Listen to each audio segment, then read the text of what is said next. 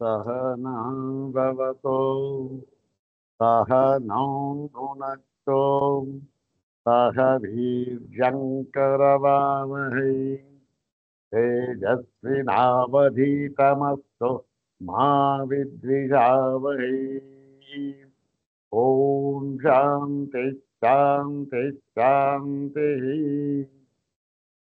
श्रुतिस्मृतिपुराणानाम् आलयं करुणालयं नमामि भगवत्पादं शङ्करं लोकशङ्करं नमामि भगवत्पादशङ्करं लोकशङ्करम्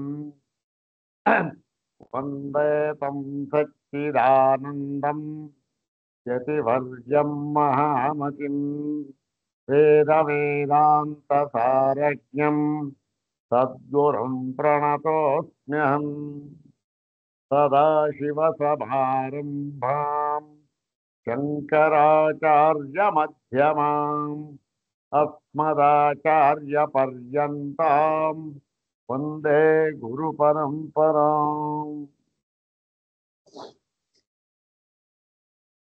अग्रे उपस्थितेभ्यः भवद्भ्यः सर्वेभ्यो जिज्ञासुभ्यः हार्दान् प्रणामान् समर्पयामि।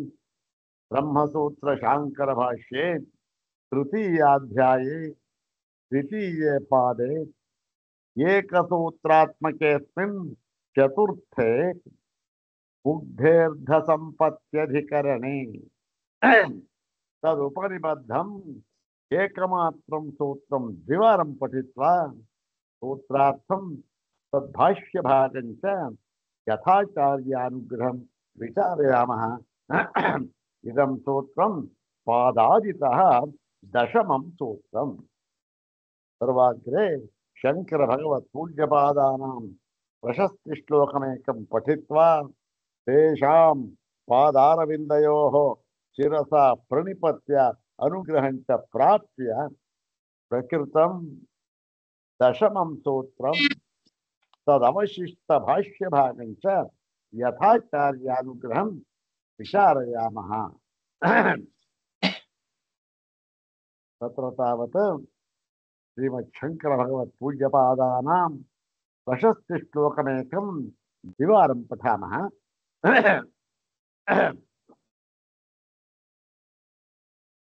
ॐ देशे कालति नाम्नि केरलधरा शोभाकरे सद्विजे जातश्रीपतिमन्दिरस्य सविधे सर्वज्ञतां प्राप्तवान्। भूत्वा षोडशवत्सरे यतिवरो गत्वा बदर्याश्रमम् कर्ता भाष्यनिबन्धनस्य सुकविः श्रीशङ्करः पातु नः। ॐ देशे कालति नाम्नि केरलधरा शोभाकरे सद्विजे जातश्रीपतिमन्दिरस्य सविधे सर्वज्ञतां प्राप्तवान्। भूत्वा षोडशवत्सरे यतिवरो गत्वा बदर्याश्रमम् कर्ता भाष्यनिबन्धनस्य सुकविः श्रीशङ्करः पातु नः।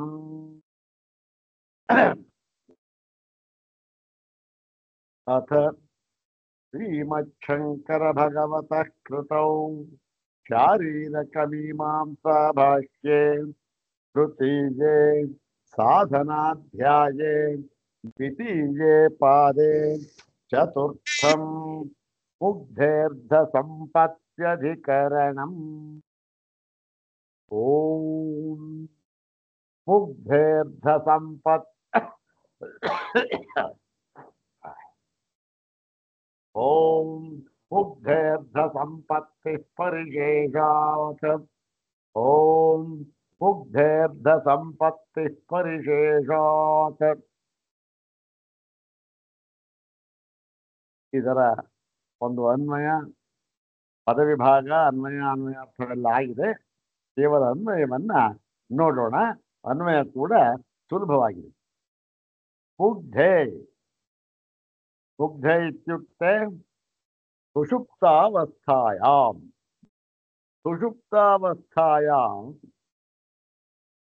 ಜೀವಸ್ಯ ಅರ್ಧ ಸಂಪತ್ತಿ ಕುತಃ ಪರಿಶೇಷ ಪರಿಶೇಷ ನ್ಯಾಯ. ಮುಗ್ಧೆ ಮುಗ್ಧೆ ಸುಷುಪ್ತಾವಸ್ಥಾಯ ಅರ್ಧ ಸಂಪತ್ತಿ ಅಂದ್ರೇನು? ಅರ್ಧ ಸಂಪತ್ತಿ ಅಂತಂದ್ರೆ ಸುಷುಪ್ತಿ ಆ ಅವಸ್ಥೆಯಲ್ಲಿ ಏನಾಗಿದ್ದಾನೆ ಜೀವ ಸತ್ಸಂಪನ್ನನಾಗಿರುತ್ತಾನೆ. ಎಷ್ಟು ಸತ್ಸಂಪನ್ನನಾಗಿರುತ್ತಾನೆ? ಎಷ್ಟರ ಮಟ್ಟಿಗೆ ಸತ್ಸಂಪನ್ನನಾಗಿರುತ್ತಾನೆ ಅಂದರೆ ಪೂರ್ಣವಾಗಿ. ಯಾಕೆ? ಅವನಿಗೆ ಯಾವುದರ ಅರಿವು ಇಲ್ಲ. ಯಾಕೆ? ಯಾವ ಇಂದ್ರಿಯಗಳು ಕೂಡ ಕೆಲಸ ಮಾಡ್ತಾ ಇಲ್ಲ, ಎಲ್ಲವೂ ಶಾಂತವಾಗಿ ಬಿಟ್ಟಿವೆ. ಮತ್ತೆ ಎಚ್ಚೆತ್ತ ಮೇಲೂ ಕೂಡ ಅವನು ಏನ್ ಹೇಳ್ತಾನೆ? ಆ ಒಂದು ಸಂದರ್ಭದಲ್ಲಿ ನನಗೆ ಏನೂ ತಿಳಿಯಲಿಲ್ಲ, ನನಗೇನು ಕೇವಲ ಒಂದು ಸೌಖ್ಯ ಅಂತಕ್ಕಂಥದ್ದು ಮಾತ್ರ ಇತ್ತು, ಆನಂದದಿಂದ ಇದ್ದೆ, ನನಗೇನೂ ತಿಳಿಯಲಿಲ್ಲ. ಯಾರು ಬಂದ್ರು ಯಾರು ಹೋದ್ರು ಏನೂ ತಿಳಿಯಲಿಲ್ಲ ಅಂತ ಹೇಳ್ತಾರೆ. ಈಗ ಮುಗ್ಧೆ ಅಂದ್ರೇನು? ಈ ಮುಗ್ಧನಾದವನಿಗೆ ಇಲ್ಲಿ ನಾನು ಸತ್ಯವೇ ಬಹುಶಃ ಮುಗ್ಧೆ ಅಂತಂದ್ರೆ ಇಲ್ಲಿ ಸುಷುಪ್ತಾವಸ್ಥಾಯಾಮ್ ಅಂತ ಅಲ್ಲ, ಮೂರ್ಛಾವಸ್ಥಾಯಾಮ್ ಅಂತ. ಮೂರ್ಛಾವಸ್ಥಾಯಾಮ್ ಅರ್ಧ ಸಂಪತ್ತಿ. ಸ್ವಲ್ಪ ಆ ಕಡೆ ಈ ಕಡೆ ವಿಚಿತ್ರ ಆಗ್ಬಿಟ್ಟಿದೆ, ಯಾಕೆ ಸ್ವಲ್ಪ ಯಾಕೋ ಗಂಟಲು ಸ್ವಲ್ಪ ಸರಿ ಇಲ್ಲ. ಮುಗ್ಧೆ ಮೂರ್ಛಾವಸ್ಥಾಯಾಮ್ ಅರ್ಧ ಸಂಪತ್ತಿ. ಈ ಸುಷುಪ್ತಾವಸ್ಥೆಯಲ್ಲಿ ಏನಾಗಿದೆ? ಪೂರ್ತಿ ಸಂಪತ್ತಿಯಾಗಿದೆ. ಈ ಮೂರ್ಛಾವಸ್ಥೆಯಲ್ಲಿ ಅರ್ಧ ಸಂಪತ್ತಿ ಆಗಿದೆ. ಯಾತಕ್ಕೆ ಅರ್ಧ ಸಂಪತ್ತಿ? ಇಲ್ಲೂ ಕೂಡ ಅವನು ಏನನ್ನು ಅರಿತಾ ಇಲ್ವಲ್ಲ. ಎದ್ದ ಮೇಲೆ ಮೂರ್ಛಾವಸ್ಥೆಯಿಂದ ಬಂದ ಆದ್ಮೇಲೆ ಏನಂತಾನೆ? ಓ, ನನಗೇನೂ ತಿಳಿದಿಲ್ಲ ಅಂತ ಹೇಳ್ತಾನೆ. ಆದ್ದರಿಂದ ಇಲ್ಲಿ ಅರ್ಧ ಸಂಪತ್ತಿ ಅಂತ ಹೇಗೆ ಹೇಳ್ತೀರಿ? ಇಲ್ಲಿ ಈ ಮೂರ್ಛಾವಸ್ಥೆಯಲ್ಲಿ ಇದನ್ನು ಪೂರ್ತಿ ಪೂರ್ಣವಾದ ಸತ್ಸಂಪತ್ತಿ ಅಂತ ಹೇಳ್ಬಿಡೋಣ ಅಂದ್ರೆ ಹಾಗಾಗೋದಿಲ್ಲ. ಅದಕ್ಕೂ ಇದಕ್ಕೂ ಭೇದವಿದೆ. ಏನಿದೆ ಅಂತಂದ್ರೆ ನೋಡಿ, ಯದ್ಯಪಿ ಎರಡೂ ಅವಸ್ಥೆಯಲ್ಲಿ ಜೀವ ಬಾಹ್ಯಂ ನಕಿಂಚನ ವೇತ್ತಿ. ಹೌದಾನೆ? ಎಲ್ಲಿ? ಆ ಒಂದು ಎರಡೂ ಅವಸ್ಥೆಯಲ್ಲಿ. ಎಲ್ಲಿ ಅಂತಂದ್ರೆ ದ್ವಯೋ ಅವಸ್ಥೆಯೋರಪಿ ಏನನ್ನೂ ಅರಿಯಲಿಲ್ಲ ಅಂತಕ್ಕ ಸಮಾನವಾಗಿದೆ. ಆದರೂ ಕೂಡ ಬೇರೆಯ ವಿಷಯದಲ್ಲಿ ವೈಷಮ್ಯವಿದೆ. ಬೇರೆ ವಿಷಯ ಏನು ನೋಡಿ. ಸುಷುಪ್ತಿಗೆ ಹೋಗಿರ್ತಾನೆ ಒಬ್ಬ, ಅವನನ್ನ ಯಾರಾದರೂ ಬಂದು ಸ್ವಲ್ಪ ಜೋರಾಗಿ ಅಲಿಗಿಸ್ಬಿಟ್ರೆ, ಅಲ್ಲಾಡಿಸ್ಬಿಟ್ರೆ, ಮೈ ಹಿಡಿದು ಅವನ ಶರೀರವನ್ನು ಅಲ್ಲಾಡಿಸ್ಬಿಟ್ರೆ ಎಚ್ಚೆತ್ಬಿಡ್ತಾನೆ. ಆದರೆ ಈ ಮೂರ್ಛಾವಸ್ಥೆಗೆ ಹೋಗಿರುವವನಿಗೆ ಏಳಿಸಿದರೆ ಕೈನಲ್ಲಿ ಅವನ ಶರೀರವನ್ನು ಮುಟ್ಟಿ ಆಡಿಸಿದರೆ ಅಲ್ಲ, ಸುತ್ತಿಗೆ ತಗೊಂಡು ಹೊಡೆದರೂ ಕೂಡ ಅವನು ಹೇಳೋದಿಲ್ಲ. ವ್ಯತ್ಯಾಸ. ಮತ್ತೆ ಈ ಒಂದು ಈ ಮೂರ್ಛಾವಸ್ಥೆಯಲ್ಲಿ ಏನಾಗಿರ್ತಾನೆ? ಅವನು ಧರಾಶಾಯಿಯಾಗಿ ಬಿಟ್ಟಿರುತ್ತಾನೆ. ಹೋಗ್ತಾನೆ, ಧರಾಶಾಯಿಯಾಗಿ ಬಿಟ್ಟಿರುತ್ತಾನೆ. ಮತ್ತೆ ಜಾಗೃತ ಅವಸ್ಥೆಯಲ್ಲಿ ಏನಾಗಿರ್ತಾನೆ? ಇಲ್ಲಿ ಸ್ವಪ್ನ ಸುಷುಪ್ತ ಅವಸ್ಥೆಯಲ್ಲಿ ಅಲ್ಲ ಅಂತ ಆಯ್ತು. ಸರ್, ಜಾಗೃತ ಅವಸ್ಥೆಯಲ್ಲಿ ಯಾಕೆ ಆಗಬಾರ್ದು? ಜಾಗೃತ ಅವಸ್ಥೆಯಲ್ಲೂ ವೈಷಮ್ಯ ಇದೆ. ವೈಷಮ್ಯ ಇಲ್ವಲ್ಲ. ಯಾಕೆಂದ್ರೆ ಒಬ್ಬ ಬಾಣ ಬಿಡ್ತಕ್ಕಂಥವನು ಬಿಲ್ಲಿಗಾರ, ಅವನು ಕೂಡ ಏನು ಅರಿತಾ ಇಲ್ಲ. ಹೌದ್ ತಾನೆ? ಆ ಲಕ್ಷ್ಯ ಒಂದು ಬಿಟ್ಟು ಇನ್ನೇನು ಅರಿತಾ ಇಲ್ಲ.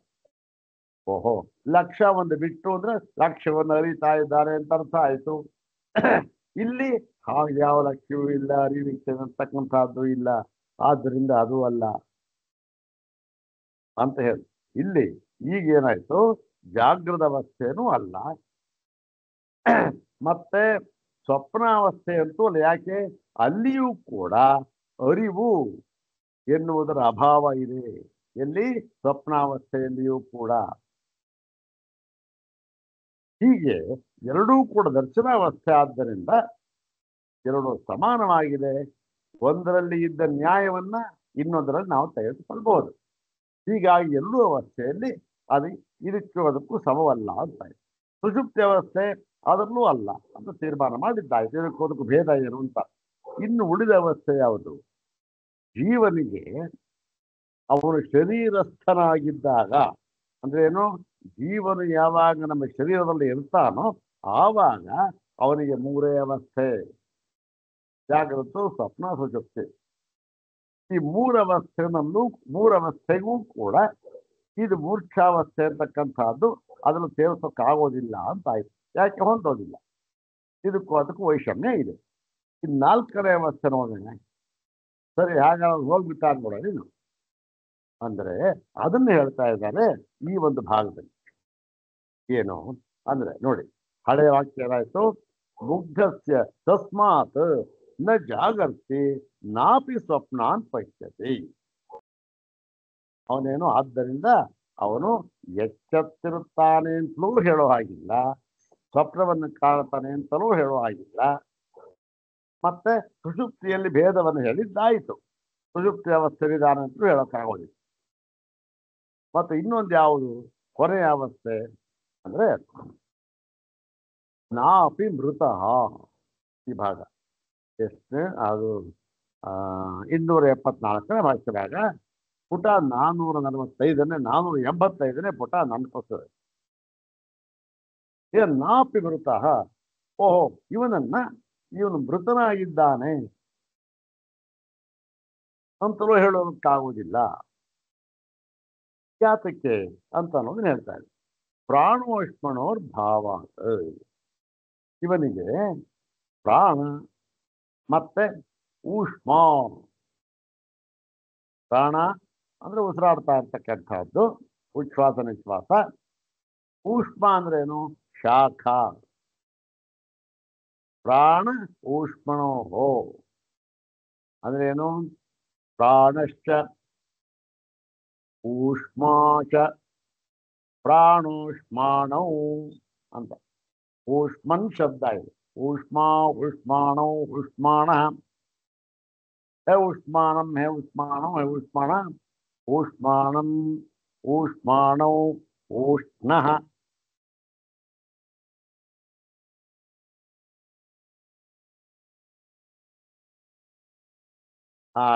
ಆಮೇಲೆ ಪ್ರಾಣ ಊಷ್ಮಣೋ ಭಾವಾತ್. ಅವನಿಗೆ ಪ್ರಾಣ ಇರುತ್ತೆ ಮತ್ತೆ ಶಾಖ ಅಂತ ಮೊದಲು ಇರುತ್ತೆ. ಆದರೆ ಮುಗ್ಧೇ ಹಿ ಜಂತೌ ಮೃತೋಯಂ ಸ್ಯಾತ್ ನವಾಮೃತ ಇದು ಸಂಶಯಾನಾಹ ಊಷ್ಮ ಅಸ್ತಿ ನಾಸ್ತಿ ಇತಿ ಹೃದಯ ದೇಶಂ ಆಲಭಂತೆ ನಿಶ್ಚಯಾರ್ಥಂ. ಇನ್ನು ಈ ಒಬ್ಬ ಮೂರ್ಛಾವಸ್ಥೆಯಲ್ಲಿದ್ದಾನೆ, ಅವನಿಗೇನು ಗೊತ್ತಾಗ್ತಾ ಇಲ್ಲ, ಏನು ಇದಾನೋ ಇಲ್ಲ ಹೋಗ್ಬಿಟ್ಟಿದ್ದಾನೋ ಅಂತ ತಿಳ್ಕೊಳ್ಬೇಕು. ಆವಾಗ ಮುಗ್ಧೇ ಹಿ ಜಂತೌ ಅಂದ್ರೆ ಒಂದು ಜಂತು ಮುಗ್ಧಾವಸ್ಥೆಯಲ್ಲಿ ಇರುವಾಗ ಏನಾಗುತ್ತೆ? ಮೃತೋಯಂ ಸ್ಯಾತ್ ನವಾಮೃತ. ಇವನು ಸತ್ತು ಹೋಗಿಬಿಟ್ಟಿದ್ದಾನೋ ಅಥವಾ ಇಲ್ಲವೋ ಎಂಬುದಾಗಿ ಸಂಶಯಾನಾಹ. ಸಂಶಯಾನಾಹ ಅಂದ್ರೇನು? ಸಂಶಯವನ್ನು ಉಳ್ಳವರು ಏನ್ ಮಾಡ್ತಾರೆ? ಊಷ್ಮ ಅಸ್ತಿವ ನಾಸ್ತಿ, ಶಾಖ ಇದೆಯೋ ಇಲ್ವೋ ನೋಡೋಣ ಅಂತ ಹೇಳ್ಬಿಟ್ಟು ಏನ್ ಮಾಡ್ತಾರೆ? ಹೃದಯ ದೇಶಂ ಆಲಭಂತೆ ನಿಶ್ಚಯಾರ್ಥಂ. ಏನ್ ಮಾಡ್ತಾರೆ? ಅವನ ಆ ಎದೆಯ ಭಾಗವನ್ನ ಮುಟ್ಟಿ ನೋಡ್ತಾರೆ. ಏನು ಇವನು ಶಾಖ ಇದೆಯೋ ಇಲ್ವೋ ಅಂತಕ್ಕಂಥದ್ದನ್ನ ನೋಡೋದಕ್ಕೆ. ಶಾಖ ಇದೆಯೋ ಇಲ್ವೋ ಅಂತ ನೋಡೋದಕ್ಕೆ ಆ ಎದೆಯ ವಕ್ಷಸ್ಥಳವನ್ನ ಮುಟ್ಟಿ ನೋಡ್ತಾರೆ. ಮತ್ತೆ ಪ್ರಾಣೋ ಅಸ್ತಿ ನಾಸ್ತಿ ಇತಿ ಚ ನಾಸಿಕಾ ದೇಶಂ, ಪ್ರಾಣ ಇದೆಯೋ ಇಲ್ವೋ ಅಂತ ಅನ್ನೋದಕ್ಕೆ ಏನ್ ಮಾಡ್ತಾರೆ, ಮೂಗಿನ ಹತ್ರ ಕೈ ಹಿಡಿತಾರೆ. ಏನು ಗಾಳಿ ಉಸಿರಾಡ್ತಾ ಇದ್ದಾನೋ ಬಿಟ್ಟಿದಾನೋ ಅಂತ ನೋಡೋದಕ್ಕೆ. ಎರಡೂ ಇಲ್ಲ ಅಂತಂದ್ರೆ ಓಹೋ ಇವ್ರು ಸತ್ತ ಅಂತ ಲೆಕ್ಕ. ನೋಡಿ ಆಲೋಚನೆ, ಪ್ರಾಣೋ ಅಸ್ತಿ ನಾಸ್ತಿ ಇತಿ ನಾಸಿಕಾ ದೇಶಂ. ಯದಿ ಪ್ರಾಣೋಷ್ಮಣೋ ಅಸ್ತಿತ್ವಂ ನ ಅವಗಚ್ಚಂತಿ, ಒಂದು ವೇಳೆ ಈ ಮೂಗಿನ ಹತ್ರ ಬೆಳೆದಿತ್ತ ಏನು ಕಾಣ್ತಾ ಇಲ್ಲ, ಉಚ್ಛ್ವಾಸ ನಿಶ್ವಾಸ ಕಾಣ್ತಾ ಇಲ್ಲ, ತಿಳಿತಾ ಇಲ್ಲ, ಮತ್ತೆ ಎದೆ ಭಾಗ ಮುಟ್ಟದ ಬಿಸಿ ಇಲ್ಲ, ಗೊತ್ತಾಗ್ತಾ ಇಲ್ಲ, ಅವಗಚ್ಚಂತಿ ಗೊತ್ತಾಗದೇ ಇದ್ದರೆ ತತಃ ಮೃತೋಯಂ ಇದೆ ಅಧ್ಯವಸಾಯ, ಇವನು ಓಹೋ ಇವನು ಮೃತನಾಗಿದ್ದಾನೆ ಎಂಬುದಾಗಿ ಅಧ್ಯವಸಾಯ ಅಂದ್ರೇನು, ನಿಶ್ಚಯ ಮಾಡಿಕೊಂಡು ಬಿಟ್ಟು ಏನ್ ಮಾಡ್ತಾರೆ, ದಹನಾಯ ಅರಣ್ಯಂ ನಯಂತಿ. ಸರಿ ಸುಟ್ಟಾಕ್ಬೇಕಲ್ಲ ಅಂತ ತಗೊಂಡೋಗಿ ಶರೀರವನ್ನ ಕಾಡಿಗೆ ತಗೊಂಡು ಹೋಗ್ತಾರೆ. ಶರೀರ ನಯಂತಿ. ಅಥತು ಪ್ರಾಣಂ ಊಷ್ಮಾಣಂ ವಾ ಪ್ರತಿಪದ್ಯಂತೆ, ಒಂದು ವೇಳೆ ಕೈನ ಎದೆ ಮೇಲಿತ್ತು, ಸ್ವಲ್ಪ ಬಿಸಿ ಇತ್ತು, ಮೂಗಿನ ಹತ್ರ ಇತ್ತು, ಸ್ವಲ್ಪ ಉಚ್ಛ್ವಾಸ ನಿಶ್ವಾಸ ಗಾಳಿ ಆಡ್ತಾ ಇದ್ದಾನೆ ಅಂತ ತಿಳಿದು ಬಂದ್ರೆ ತತಃ ನಾಯಮೃತ ಇತ್ಯಧ್ಯವಸಾಯ, ಓಹೋ ಇವನು ಸತ್ತಿಲ್ಲ ಎಂಬುದಾಗಿ ತಿಳಿದು ಸಂಜ್ಞಾ ಲಾಭಾಯ, ಸಂಜ್ಞಾ ಅಂದ್ರೇನು ಪ್ರಜ್ಞಾ, ಇವನಿಗೆ ಪ್ರಜ್ಞೆ ಪುನಃ ಬರುವುದಕ್ಕೋಸ್ಕರವಾಗಿ ಭಿಷಜ್ಯಂತಿ, ಅವನಿಗೇನ್ ಮಾಡ್ತಾರೆ, ಔಷಧವನ್ನ ಕೊಡಿಸುತ್ತಾರೆ. ಅವ ನೋಡ್ಬಿಟ್ಟು ಇದೇ ಔಷಧ ಕೊಡ್ತಾರೆ. ಮತ್ತು ಪುನರುತ್ಥಾನಾಚ ನ ದಿಷ್ಟಂಗತಃ, ಆವಾಗ ಏನ್ ಮಾಡ್ತಾರೆ, ಇವನು ಪುನರುತ್ಥಾನಾತ್ ಏನ್ ಮಾಡ್ತಾರೆ, ಔಷಧ ಕೊಟ್ಬಿಡ್ತಾರೆ. ಕೊಟ್ಬಿಟ್ಟು ಹೇಳ್ತಾನೆ, ಮುಚ್ಚಾಳು ಹೇಳ್ತಾನೆ, ಏನ್ ಮಾಡ್ತಾರೆ, ನ ದಿಷ್ಟಂಗತಃ, ಅವನಿಗೇನು ಅವನು ಮರಣಾವಸ್ಥೆಗೆ ಹೋಗಿರುವುದಿಲ್ಲ. ಆವಾಗ ನಹಿ ಯಮನ ಇಲ್ಲಾಕಂದ್ರಿ ಅವನು ಸತ್ತೋಗಿದ್ದಪ್ಪ ಅಂದ್ರೆ ನಹಿ ಯಮರಾಷ್ಟ್ರಾತ್ ಪ್ರತ್ಯಾಗಚ್ಚತಿ, ಅಂದ್ರೆ ಯಮರಾಷ್ಟ್ರಾತ್ ಯಮನ ಹತ್ತಿರ ಹೋದವರು ಯಾರು ವಾಪಸ್ ಬಂದಿಲ್ಲ, ಹಿಂತಿರುಗಿ ಬಂದಿಲ್ಲ. ಆದ್ದರಿಂದ ಇವನು ಸತ್ತಿಲ್ಲ ಅದು ತೀರ್ಮಾನ ಮಾಡ್ಕೊಂಡು ಬಿಡ್ತಾರೆ. ಇಷ್ಟು ತೀರ್ಮಾನ ಮಾಡಿ ಹೇಳ್ತಾನೆ ನೋಡಿ, ಅಸ್ತು ತರ್ಹಿ ಸುಷುಪ್ತ. ಸರಿ, ಹಾಗಾದ್ರೆ ಇವನು ನಿದ್ರೆಯಲ್ಲಿ ಸುಷುಪ್ತಾವಸ್ಥೆಯಲ್ಲಿದ್ದಾರೆ ತೀರ್ಮಾನ ಮಾಡಿ ಅಂದ್ರೆ ಏನಾಗುತ್ತೆ, ನಿಸ್ಸಂಜ್ಞಕತ್ವಾತ್ ಅಮೃತತ್ವಾಚ. ಏನು ಇದೇನು ಪೂರ್ವ ಪಕ್ಷ. ಹಾಗಾದ್ರೆ ನಿದ್ರೆ ಹೋಗಿ ತೀರ್ಮಾನ ಮಾಡಿಬಿಡಿ ಅಂದ್ರೆ ಇಲ್ಲ ಆಗೋದಿಲ್ಲ. ಅದು ಕಾರಣ ಏನಪ್ಪಾ, ಅದಕ್ಕೆ ಕಾರಣ ಏನು ಅಂದ್ರೆ ನಿಸ್ಸಂಜ್ಞಕತ್ವಾತ್, ಏನು ಅವನಿಗೆ ಯಾವುದರ ಅರಿವು ಉಂಟಾಗ್ತಾ ಇಲ್ಲ, ಮತ್ತೆ ಅಮೃತತ್ವಾಚ ಅವನು ಸತ್ತೂ ಇಲ್ಲ. ನಮೃತ ಅಮೃತ ಸತ್ತು, ಹೀಗಿರೋ ತೀರ್ಮಾನ ನೋಡಿ ಆದ್ರೆ ಇಲ್ಲಪ್ಪ ಹಾಗೆ ತೀರ್ಮಾನ ಮಾಡೋದಕ್ಕಾಗೋದಿಲ್ಲ. ಏನಂತ, ಇವನು ಸುಷುಪ್ತ ವ್ಯವಸ್ಥೆಯಲ್ಲಿ ಇದ್ದಾನೆ ಅಂತ ತೀರ್ಮಾನ ಮಾಡೋದಕ್ಕಾಗೋದಿಲ್ಲ. ಯಾಕೆ, ವೈಲಕ್ಷಣ್ಯಾತ್, ಯಾಕೆ ಅಂದ್ರೆ ಸ್ವಲ್ಪ ಇದಕ್ಕೂ ಅದಕ್ಕೂ ವೈಲಕ್ಷಣ್ಯವಿದೆ. ಸುಷುಪ್ತಾವಸ್ಥೆಗೂ ಮತ್ತೆ ಮೂರ್ಛಾವಸ್ಥೆಗೂ ಕೆಲವು ಕಡೆ ವೈಷಮ್ಯ ಇದೆ. ಏನು ಅಂತಂದ್ರೆ, ಮುಗ್ಧ ಕದಾಚಿತ್ ಚಿರಮಪಿ ನೋಚ್ಛಸಿತಿ. ಈ ಮೂರ್ಛಾವಸ್ಥೆಗೆ ಹೋಗಿರ್ತಕ್ಕಂಥವನು ಒಂದೊಂದು ಸಾರಿ ಸ್ವಲ್ಪ ಏನು ಸ್ವಲ್ಪ ಕಾಲ ಏನ್ ಮಾಡ್ಬೋದು ಅವನು ಕದಾಚಿತ್ ಚಿರ ನೋಚ್ಛ್ವಸತಿ ಒಂದು ಸ್ವಲ್ಪ ಕಾಲ ನೋಚ್ಛ್ವಸತಿ ಉಸಿರಾಡದೆ ಕೂಡ ಇರಬಹುದು ಉಸಿರು ನಿಂತು ಹೋಗ್ಬಿಟ್ಟಿರ್ಬೋದು ಅವನಿಗೆ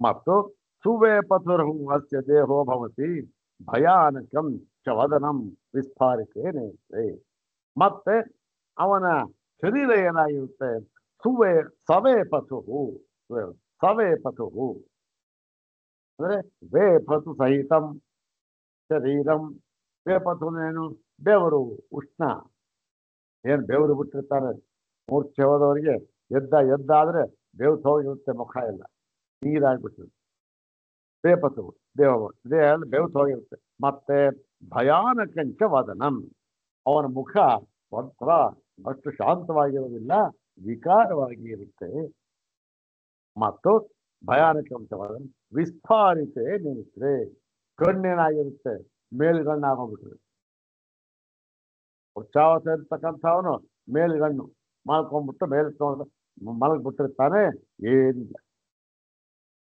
ಬಹಳ ಭಯಂಕರವಾಗಿರುತ್ತೆ ಮುಖ ಆದರೆ ಸುಷುಪ್ತಿ ಅವಸ್ಥೆ ಇರ್ತಾನಲ್ಲ ಅವನು ಅಷ್ಟೇ ನಿಶ್ಚೇಷ್ಟಿತ ಯಾವ ಚೇಷ್ಟರು ಇರೋದಿಲ್ಲ ಅರಿವು ಇರೋದಿಲ್ಲ ಆದರೂ ಕೂಡ ಸುಷುಪ್ತಸ್ತು ಸುಷುಪ್ತಿಗೆ ಹೋದವನಾದರೂ ಏನಾಗಿರ್ತಾನೆ ಪ್ರಸನ್ನವದನ ಅಂದ್ರೆ ಅವನ ಮುಖ ಶಾಂತವಾಗಿರುತ್ತೆ ಮಲಗಿ ನಿದ್ರಿಸ್ತಾ ಇದೆ ಯಾವುದು ಒಂದು ಮಗು ಒಂದೆರಡು ವರ್ಷ ಇರ್ಬೋದು ಏನು ಅರಿವಿಲ್ಲಾಗುತ್ತೆ ಕಣ್ಣು ಮುಚ್ಚಿಕೊಂಡಿದೆ ನಿದ್ರಿಸ್ತಾ ಇದೆ ಹೇಗಿರುತ್ತೆ ಅದ್ರ ಮುಖ ಪ್ರಶಾಂತವಾಗಿರುತ್ತೆ ಹೌದಾನೆ ನನಗೆಲ್ಲ ಅನುಭವ ಇದೆ ಎಲ್ಲರಿಗೂ ಕೂಡ ಪ್ರಶಾಂತವಾಗಿರುತ್ತೆ ಪ್ರಸನ್ನವದನ ತುಲ್ಯ ಕಾಲಂ ಪುನಃ ಉಚ್ಛ್ವಸಿಸಿ ಅಂದ್ರೆ ಆ ಸಮಕಾಲದಲ್ಲಿ ಪುನಃ ಅಂದ್ರೆ ನಿರಂತರವಾಗಿ ಏನ್ ಮಾಡ್ತಾರೆ ಉಚ್ಛ್ವಸಿಸಿ ಉಸಿರಾಡ್ತಾನೆ ಇರ್ತಾರೆ ಒಂದು ಕ್ಷಣನೂ ಕೂಡ ನಿಲ್ಲಿಸಿರೋಲ್ಲ ಇವ್ರಿಗೆ ಹಾಗಿಲ್ಲ ಒಂದ್ ಸ್ವಲ್ಪ ಕಾಲ ಉಸಿರಾಡ್ತಾನೆ ನಿಂತು ಹೋಗಿರ್ಬೋದು ಬೇಕಾದ್ರೆ ಅವೆಲ್ಲ ಈಗಿನ ಒಂದು ಇರುತ್ತೆ ಮುಗಿಸಾವಸ್ಥೆ ಇರೋದು ಮತ್ತೆ ನಿಮೀಲಿತೆ ಅಸ್ಯ ನೇತ್ರೆ ಭವತಃ ಈ ಸುಷುಪ್ತಿಯಲ್ಲಿ ಹೋಗಿರ್ತಕ್ಕಂಥವನ ಕಣ್ಣೇನಾಗಿರುತ್ತೆ ನಿಮೀಲಿತೆ ನೇತ್ರೆ ಜೀವಚನಾಗಿ ಎರಡು ಕಣ್ಣುಗಳು ಕೂಡ ನಿಮೀಲಿತೆ ಮುಚ್ಚಿರುತ್ತವೆ ಅವಂದೇನಾಗಿರುತ್ತೆ ತೆರೆದ ಬಿಟ್ಟು ಬೇಲ್ಗಣ್ಣು ಭಯಂಕರವಾಗಿರುತ್ತೆ ಬೇಲ್ಗಣ್ಣು ನೋಡ್ತಾರೆ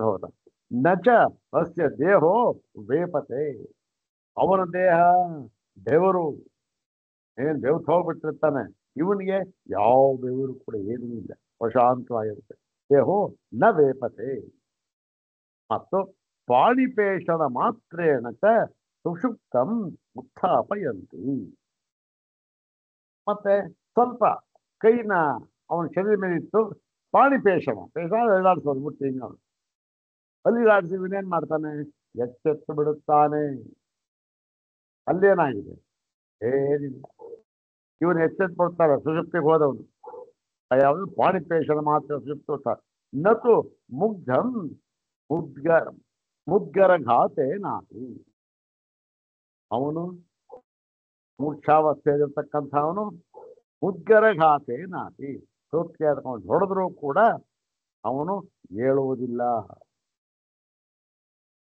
ಮತ್ತು ಇದಾಯ್ತಲ್ಲ ಇಷ್ಟ ಆಯ್ತು ಇನ್ನು ನಿಮಿತ್ತ ಭೇದಶ್ಚ ಭವತಿ ಮೋಹ ಸ್ವಾಪಯೋ ಇನ್ನು ಇವೆರಡಕ್ಕೂ ಕೂಡ ಸುಷುಪ್ತಿ ಮತ್ತೆ ಈ ಒಂದು ಮೂರ್ಛಾವಸ್ಥೆ ಇವೆರಡಕ್ಕೂ ಕೂಡ ನಿಮಿತ್ತದಲ್ಲೂ ಭೇದವಿದೆ ಯಾವ ಕಾರಣದಿಂದ ಸುಷುಪ್ತಿಯಾಗುತ್ತೆ ಯಾವ ಕಾರಣದಿಂದ ಮೂರ್ಛೆಯಾಗುತ್ತೆ ಮತ್ತೆ ಕಾರಣ ಇದೆಯಲ್ಲ ಹೇತು ಅಂತಕ್ಕಂಥದ್ದು ನಿಮಿತ್ತ ಅದೂ ಕೂಡ ಎರಡರಲ್ಲೂ ಕೂಡ ಬೇರೆ ಬೇರೆ ಆಗಿರೋದು ಕಂಡು ಬರುತ್ತೆ ಎರಡು ಅವಸ್ಥೆಯಲ್ಲಿ ಬೇರೆ ಬೇರೆ ನಿಮಿತ್ತ ಏನು ಅಂತಂದ್ರೆ ಮೋಹ ಸ್ವಾಪ ಎರಡು ಮೋಹ ಅಂದ್ರೆ ಮೂರ್ಛಾವಸ್ಥೆ ಸ್ವಾಪ ಅಂದ್ರೆ ಸುಷುಪ್ತಿ ಅವಸ್ಥೆ ಇನ್ನು ಏನ್ ಭೇದ ಅಂದ್ರೆ ಮುಸಲ ಸಂಪಾತಾದಿ ನಿಮಿತ್ತತ್ವಾನ್ ಮೋಹಸ್ಯ.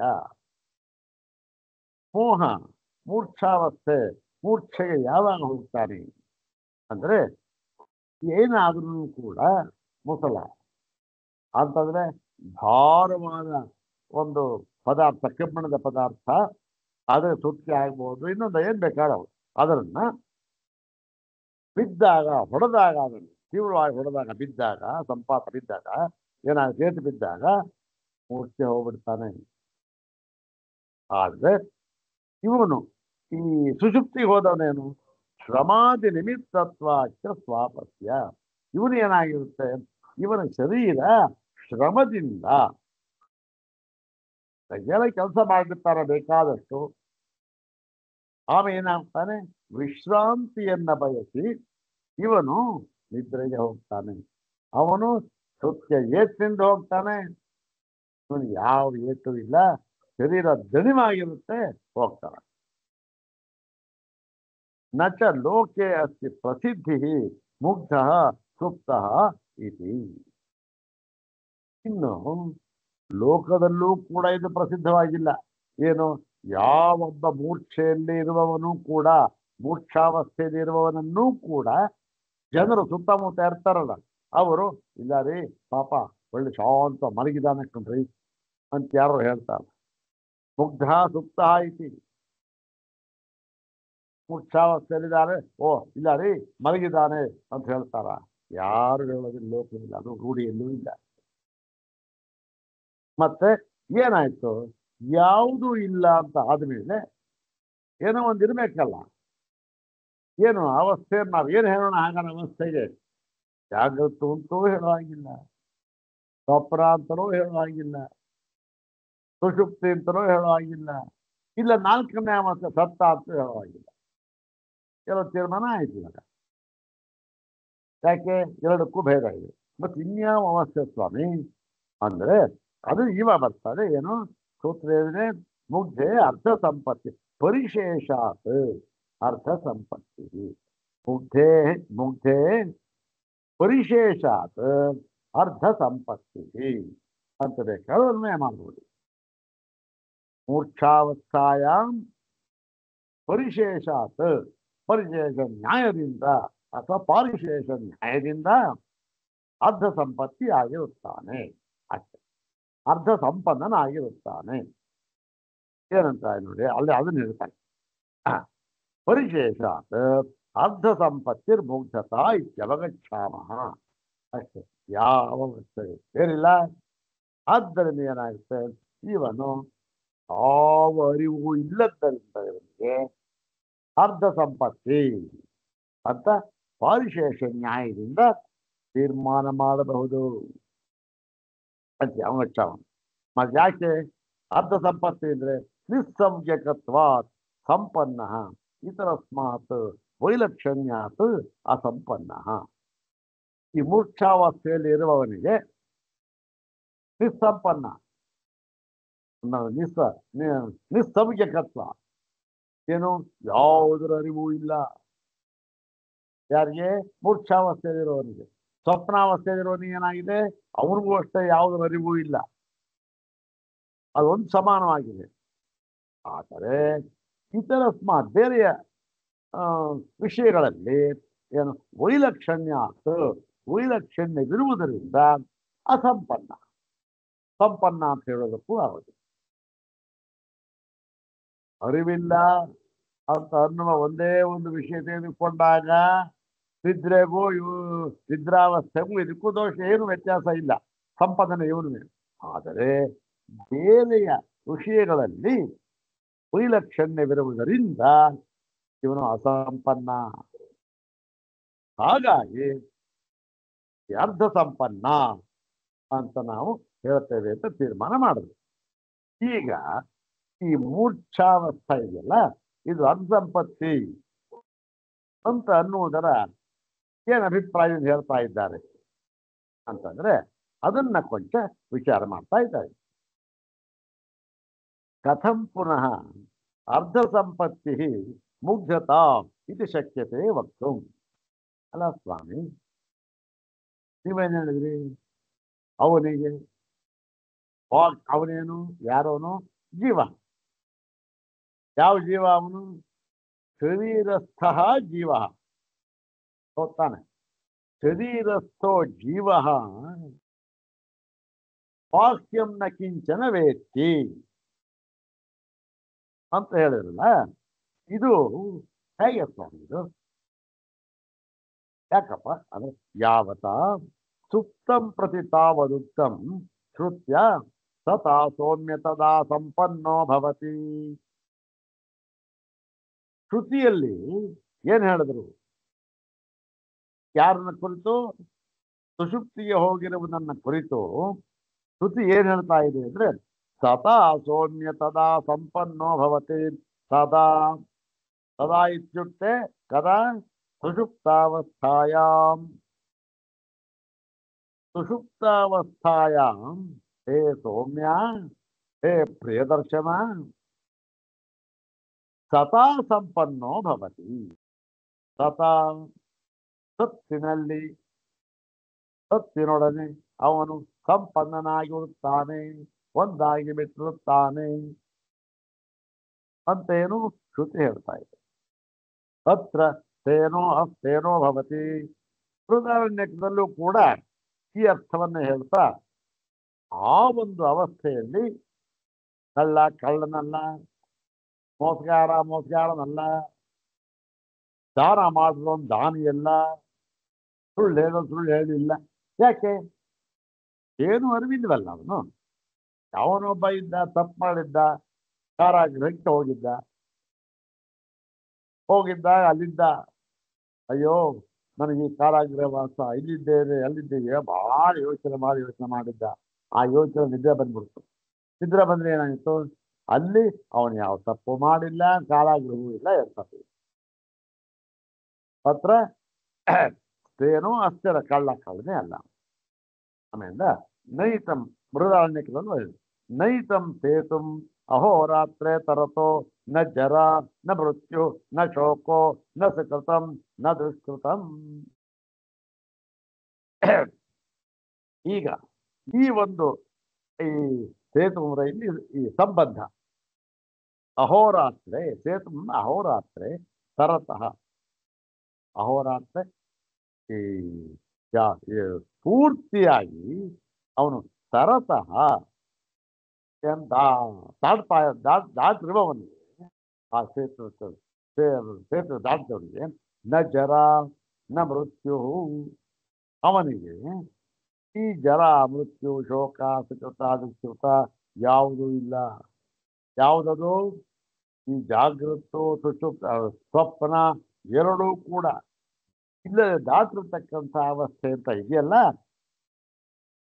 ಅದು ಯಾವುದಕ್ಕೆ ಆಗಿದೆ? ಅದು ಎಲ್ಲ ವಿಷಯಗಳಿಗೂ ಕೂಡ ಸೇತುವಾಗಿದೆ. ಸುಷುಪ್ತಿ ಅವಸ್ಥೆಯಲ್ಲಿ ಅದಿಲ್ಲ, ಅದನ್ನು ದಾಟಿ ಬಿಟ್ಟಿದ್ದ. ಆದ್ರಿಂದ ಏನಾಯ್ತು? ಅಲ್ಲಿ ಯಾವ ಯಾವುದು ಮುಪ್ಪು ಸಾವು, ಅಯ್ಯೋ ನನಗೆ ಈ ಥರ ರೋಗ ಕಾಡ್ತಾ ಇದೆ, ಯಾವ ರೋಗವೂ ಇಲ್ಲ ಎಂತ ಇತ್ಯಾದಿ. ಹೀಗೆ ಇದೇ ಮೊದಲಾಗಿರ್ತಕ್ಕಂಥ ಜೀವೇಹಿ ಸುಕೃತ ದುಷ್ಕೃತಯೋ ಪ್ರಾಪ್ತಿ ದುಃಖಿತ್ವ ಪ್ರತ್ಯಯೋತ್ಪಾದನೆಯ ಭವತಿ. ಈ ಜೀವನದಲ್ಲಿ ಸುಕೃತ ದುಷ್ಕೃತಯೋ ಪ್ರಾಪ್ತಿ. ಈ ಸುಕೃತ ಒಳ್ಳೆಯದು ಮಾಡಿದೆ, ನಾನು ಕೆಟ್ಟದ್ದು ಮಾಡಿದೆ, ಇದು ಒಳ್ಳೆಯ ಕೆಲಸ, ಇದು ಕೆಟ್ಟ ಕೆಲಸ ಎಂಬತಕ್ಕಂತಹ ಈ ವಿಂಗಡಣೆ ಇದೆಯಲ್ಲ, ಅದು ಏನದು? ಸುಖಿತ್ವ ದುಃಖಿತ್ವ ಪ್ರತ್ಯಯೋತ್ಪಾದನೆಯಿಂದ ಭವತಿ. ಏನಾಗುತ್ತೆ? ಏನೋ ಒಂದು ಕೆಲಸ ಮಾಡಿದ, ಅದರಲ್ಲಿ ಇವನು ಬಹಳ ಒಂದು ಪ್ರಸನ್ನತೆ ಇವನಿಗೆ ಬಂದರೆ, ಓಹೋ ಅದೇನಾಗಿದೆ ಅದು, ಓಹೋ ಸುಖವಾದ ಕೆಲಸ ಅಂದ್ಕೊತಾನೆ. ಯಾವಾಗ ಏನೋ ಒಂದು ಸ್ವಲ್ಪ ಕಷ್ಟ ಕಂಡ್ರೆ ಕೆಟ್ಟ ಕೆಲಸ ಅಂದ್ಕೊತಾನೆ. ಅದರಿಂದ ಏನಾಯ್ತು? ಈ ಸುಖಿತ್ವ ದುಃಖಿತ್ವ ಎನ್ನುವ ಪ್ರತ್ಯಯವು ಉಂಟಾಗುವುದರಿಂದ ಇದು ಸುಖವೋ ದುಃಖವೋ ಅಂತ ತೀರ್ಮಾನ ಮಾಡ್ತಾರೆ. ನಚ ಸುಖಿತ್ವ ದುಃಖಿತ್ವ ನಚ ದುಃಖಿತ್ವ ಪ್ರತ್ಯಯೋ ದುಃಖಿತ್ವ ಬಿಡಿ, ನ ಸುಖಿತ್ವ ನ ಚ ಸುಖಿತ್ವ ಪ್ರತ್ಯಯೋ ದುಃಖಿತ್ವ ಪ್ರತ್ಯಯೋ ವಾ. ಈ ಸುಖಿತ್ವ ಪ್ರತ್ಯಯವಾಗಲಿ ದುಃಖಿತ್ವ ಪ್ರತ್ಯಯವಾಗಲಿ ಎಲ್ಲಿ ಇರೋದಿಲ್ಲ, ಸುಷುಪ್ತಿಯಲ್ಲಿ ಯಾವುದೂ ಇರುವುದಿಲ್ಲ. ಯಾಕೆ? ಪ್ರತ್ಯಯವೇ ಇಲ್ಲ. ಯಾಕೆ? ಅರಿವೇ ಇಲ್ಲ. ಯಾಕೆ ಪ್ರತ್ಯಯ ಅರಿವು ಯಾಕಿಲ್ಲ? ಯಾವ ಇಂದ್ರಿಯಗಳು ಕೆಲಸ ಮಾಡ್ತಾ ಇಲ್ಲ. ಹೀಗೆ ಯಾವುದು ಯಾವುದು ಕೂಡ ಎರಡೂ ಕೂಡ ಸುಖಿತ ಪ್ರತ್ಯವೂ ಇಲ್ಲ, ದುಃಖಿತ ಪ್ರತ್ಯವೂ ಇಲ್ಲ. ಮತ್ತು ಮುಗ್ಧೇಪಿ ತೌ ಪ್ರತ್ಯಯವು ನೈವ ವಿದ್ಯೇತೆ. ಇನ್ನು ಇದಿಷ್ಟು ಕೂಡ ಏನಾಯ್ತು? ಸುಷುಪ್ತಿ ಅವಸ್ಥೆಗೆ ಹೋದವನಿಗೆ ಆಯ್ತು.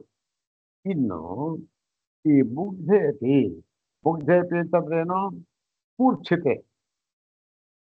ಅವನು ಮೂರ್ಛಿತನಾಗಿರ್ತಾನಲ್ಲ, ಅವನಿಗೂ ಕೂಡ ಏನಾಗಿದೆ? ತೌ ಪ್ರತ್ಯಯವೇನು? ಸುಖಿತ್ವ ದುಃಖಿತ್ವ ಪ್ರತ್ಯಯವು ಎರಡೂ ಕೂಡ ನೈವ ವಿದ್ಯೇತೆ, ಅವನಿಗೂ ಕೂಡ ಇರೋದಿಲ್ಲ. ತಸ್ಮಾತ್ ಉಪಾಧ್ಯುಪಶಮಾತ್ ಸುಷುಪ್ತವತ್ ಮುಗ್ಧೇಪಿ ಕೃಷ್ಣ ಸಂಪತ್ತಿರೇವ ಭವಿತುಮರ್ಹತಿ ನ ಅರ್ಥ. ನೋಡಿ ಸ್ವಾಮಿ, ಆದ್ದರಿಂದ ಉಪಾಧ್ಯುಪಶಮಾತ್, ಯಾವ ಉಪಾಧಿಯೂ ಕೂಡ ಇಲ್ಲದಿರುವುದರಿಂದ. ಯಾಕೆ? ಋಚಿತ್ವ ಇಲ್ಲ, ದುಃಖಿತ್ವ ಇಲ್ಲ, ಯಾವ ಪ್ರತ್ಯಯವೂ ಇಲ್ಲ, ಅಂದ್ರೆ ಏನಿಲ್ಲ. ಎಲ್ಲಿ? ಈ ಮೂರ್ಛಾವಸ್ಥೆಯಲ್ಲಿರುವವನಿಗೆ ಎಲ್ಲವೂ ಶಮನವಾಗಿ ಬಿಟ್ಟಿರುತ್ತೆ. ಆದ್ದರಿಂದ ಸುಷುಪ್ತವತ್ ಅಂದ್ರೆ ಸುಷುಪ್ತಿಗೆ ಹೋಗಿರುವವನಂತೆ ಈ ಮುಗ್ಧೇಪಿ ಮೂರ್ಛಾವಸ್ಥೆಯಲ್ಲಿರುವವನೂ ಕೂಡ ಏನಾಗಿದೆ? ಕೃಷ್ಣ ಸಂಪತ್ತಿದೆ ಭವತಿ, ಅವನಿಗೂ ಕೂಡ ಕೃಷ್ಣ ನಾನೇನು ಪರಿಪೂರ್ಣವಾಗಿ ನೀವು ಅರ್ಧ ಸಂಪತ್ತಿಂದ ತೀರ್ಮಾನ ಮಾಡದ ಸ್ವಾಮಿ, ತಪ್ಪು ಅದು.